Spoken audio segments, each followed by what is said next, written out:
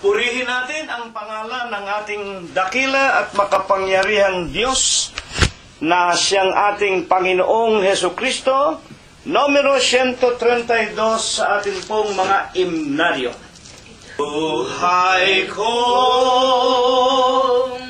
aloob ng Diyos na banal, ang tunay na tanging niyang minamahal. Lahat ng bagay sa sanlibutan, buhay walang makapantay. Sa puso ko'y may pangakong tanging banal. Ang buhay ko'y sa Diyos aking ilalaan. Aking satwa, habis kamatayan.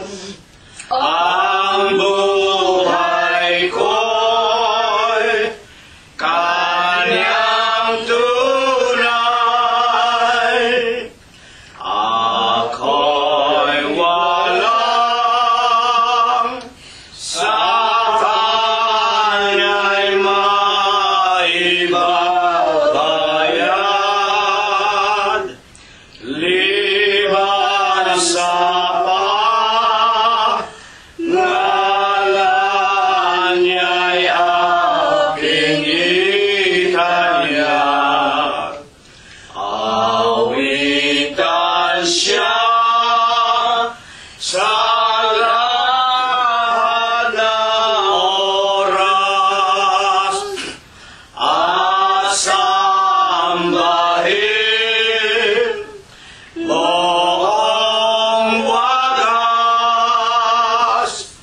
Kung tunay man marami ang lumalayo, sa Diyos walang nagnanais na maghandog. Kaming mga anak mong nabubukod, maging aliw ng iyong loob. Ang buhay ko'y kaya lamang may halaga